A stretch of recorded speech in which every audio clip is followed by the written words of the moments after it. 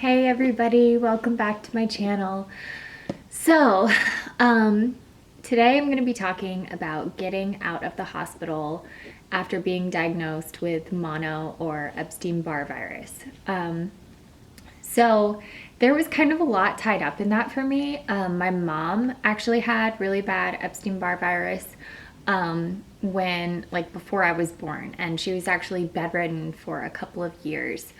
And so that in my mind, my illness, excuse me, was going to be exactly like hers. And everything that I was kind of going through, there were a lot of anecdotal stories where it was like, she would talk about how hers was similar to mine in this way or that way. And also a lot of people that I knew who had mono were talking about their experiences as well. And so it kind of normalized the absolute agony I was going through. I had fevers up to 105 every single day. I don't think it was 105 every single day, but they were high fevers every single day. It would get up to 105. It was normal to get up to 102 or 3 every single day. And I would take a fever reducer, so either ibuprofen or Tylenol, and I would, and the fever would go down, but only to a low grade fever, and then it would pop right back up again within a matter of hours after it wearing off. So that was difficult to say the least. Actually, one night my fever got up to 105, and the pain was so great that I split one of my molars. My dentist still tells this story because there were no fillings in the molar. It was like an absolute perfect tooth. And my fever got so bad that the force of my teeth actually split it, and it cracked it in several places. So yeah, I had to go get that fixed. But it was pretty tough going through all that. My weight loss was very rapidly increasing. I was not able to keep hardly anything down. My heart rate was always very, very high. I would be laying in bed and it would be close to 170, and I would lay in bed all the time, and so there was absolutely nothing keeping it so high other than just everything going on with my body. And so I was able to see a doctor that week. I had been trying to get a primary care doctor for the past few months. And at this time, my appointment had finally come up where I could actually get an intake appointment and see this primary care physician.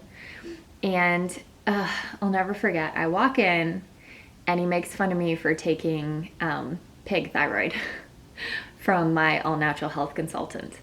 And that was like an automatic, you hurt my feelings. I'm not going to open up to you. I'm not going to tell you anything that's going on. I'm just going to get through this appointment and then go back to my natural health consultant who knows more than you, which is definitely how I was feeling at the time. So my dumbass went back to my health consultant, and I was nowhere near well enough to make the trip to South Carolina. So I just talked to her over email and over the phone.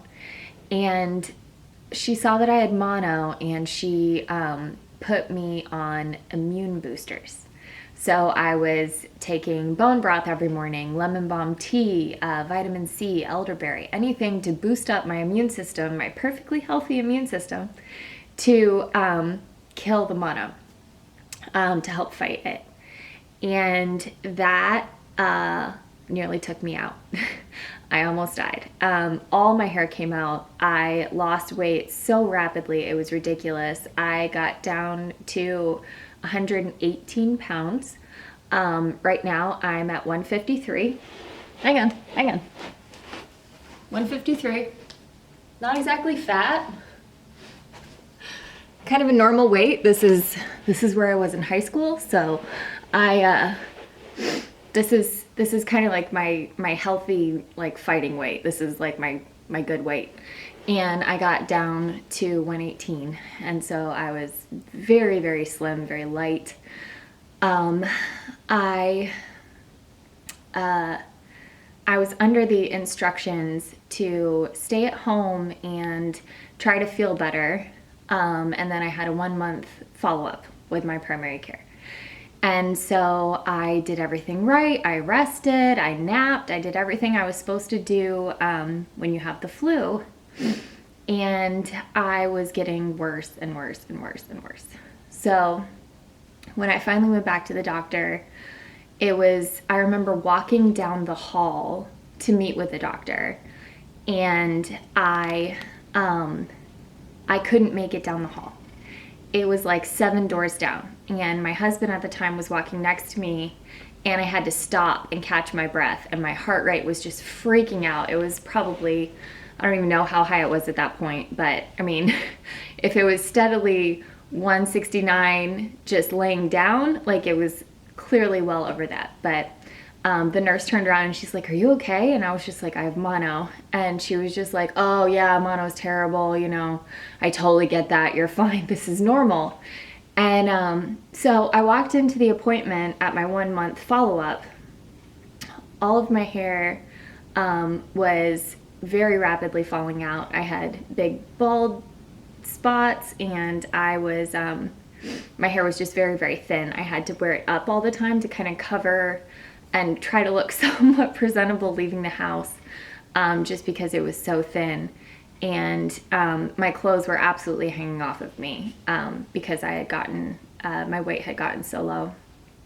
And so the doctor was just kind of like, "Yeah, but you know, this is normal. Sometimes it takes a while for the mono to go away. And, you know, it's only been 4 weeks. It can take up to 8 weeks. So why don't you go home and then try to feel better and call me when you do feel better." So I went home again, and it took me 3 months to go back the second time. And the mono had gotten into my brain, so I was not thinking clearly. Most days I wouldn't think, or at least that's what it felt like. I would watch the sun come up in the morning and watch it set on the wall in front of me. I would look at the grain on the wood on my bedside table and just study it for hours. I was not able to watch TV or listen to a book or do any of the things that I used to do because my brain was not able to follow. So I was almost bedridden in my head as well. My mom came out several times from New Hampshire to stay with me and do what she could. I maintained my really strict diet. I was also still doing all the all natural health consultant recommendations, which were boosting my immune system. It got to the point where I was not able to tolerate lemon balm tea or bone broth anymore. And anytime I had even the smallest sip, I would vomit it up.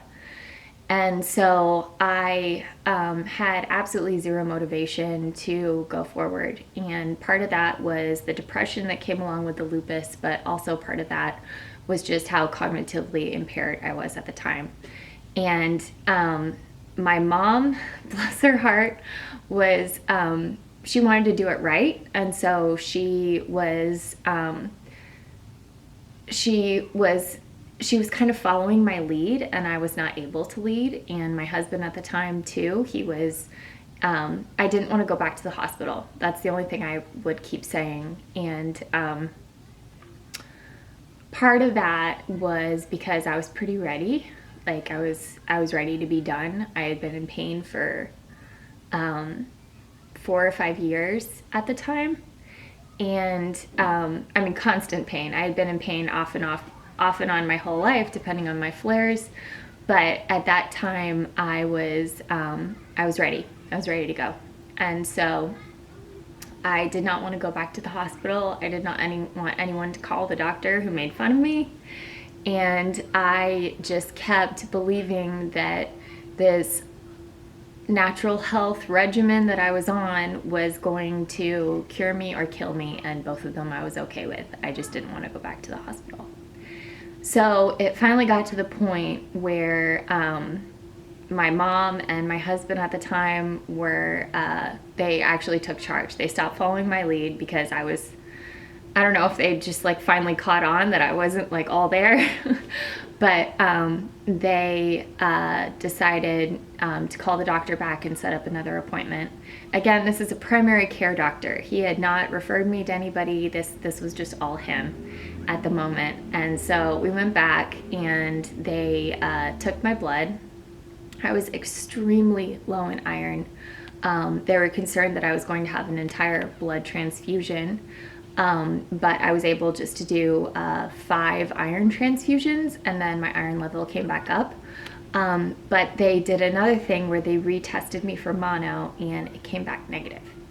And that kind of scared the heck out of my doctor, because he had been, you know, just letting me waste away almost, you know, believing that it was mono and the virus would run its course and then clear my system, but it had run its course and it had cleared my system, and I was still to the point where I was not able to do much at all. So because of that, he brought me into his office and he told me that I probably had a tumor on my kidneys. It was likely I had some kind of autoimmune disease, probably lupus, different things like that. And he was just like, bear with me, I'm gonna run a whole bunch of tests. And so I pretty much had no motivation to go forward, but it was like it felt out of my control at the time. And so I was like, all right, here we